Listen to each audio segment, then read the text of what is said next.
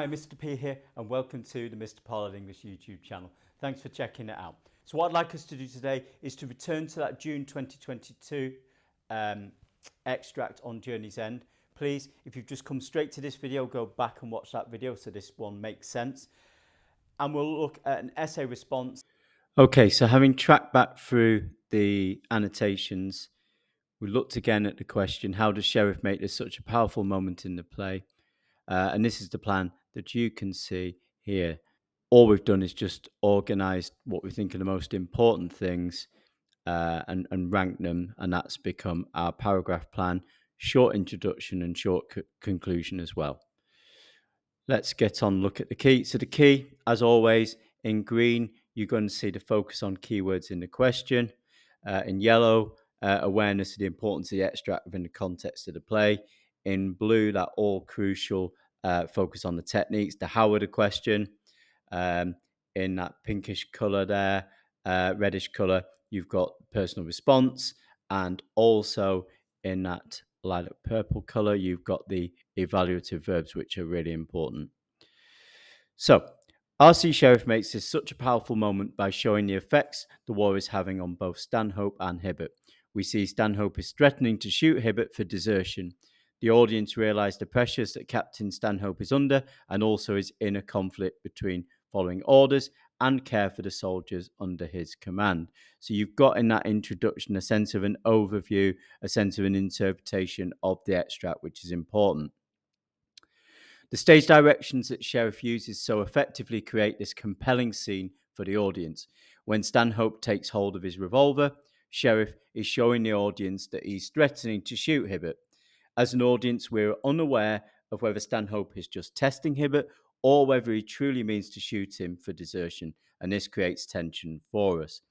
The repetition of silence and whisper amplifies the tension between the two characters, as does the contrasting loud sounds of high-pitched laugh and crying without effort to restrain himself. The contrasting range of emotions in the extract also makes me wonder what will happen next, thus creating dramatic tension. Tension is heightened through the watch and the countdown to potentially shooting Hibbert. Half a minute, 15 more seconds, 5. As an audience, we do not know whether Hibbert will be shot by Stanhope, which is unsettling for the audience or for us. Additionally, the body language of Hibbert shows how the war has pushed them mentally and physically. He stands quivering, closed his eyes, and starts violently, which shows he can no longer cope with the warfare. The fact that he finds death preferable to fighting in the war is shocking and makes this moment very powerful. As an audience, we see the critical nature of this exchange between Stanhope and Hibbert through repetition and punctuation. The short exchanges at the start of the extract create tension as the two men are cutting each other off. Never mind, no, I won't have you shot for that. Let me go. You then, half a minute from now. So Sheriff uses dashes to show that the two characters are having a disagreement, and this creates tension for us. Stanhope repeats disgrace to emphasize how he should not desert the army. Additionally, Sheriff employs exclamatory sentences to show the audience that tensions are running high. Shoot, go on, Stanhope.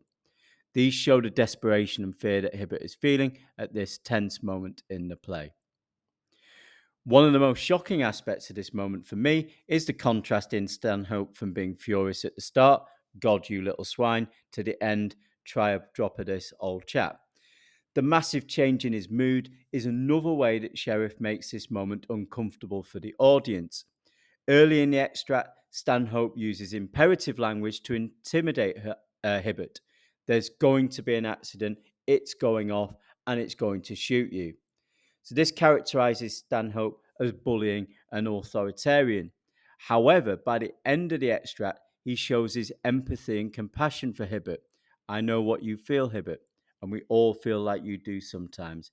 Here, Stanhope is presented by Sheriff as being a caring leader. Such a large contrast of emotions in a short section of the play makes me realize the tension and pressure that all the men are experiencing in the front line of the war. Sheriff's use of strong verbs and adverbs are another way that he reinforces the tension in this significant moment in the play. At the start, Hibbert stands quivering, which shows his fear and desperation. Later on, his eyes are tightly screwed up, arms stretched stiffly, and his hands tightly clutching. The adverbs demonstrate how tense and distraught Hibbert has become. In contrast, Sheriff characterizes Stanhope's actions as conciliatory and empathetic.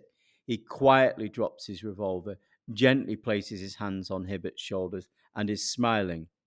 Here, Sheriff uses adverbs and verbs to show Stanhope's humanity and care for his men. In conclusion, this powerful moment is shocking for us as an audience because we see the huge range of extreme emotions caused by the stresses of frontline action in the war. Sheriff makes us empathise with both Hibbert and Stanhope as they try to cope with what they are being asked to do by the military commanders. And that sense of overview that we had at the beginning in the introduction is also there at the end in the conclusion, which gives us a sense of coherence in this essay. Hope it's been helpful. Please do drop any questions in the comments below. And if you like what you're seeing, then please do hit that subscribe button. And I'll see you next time on the Mr. Pollard YouTube channel. Have a great day. Goodbye.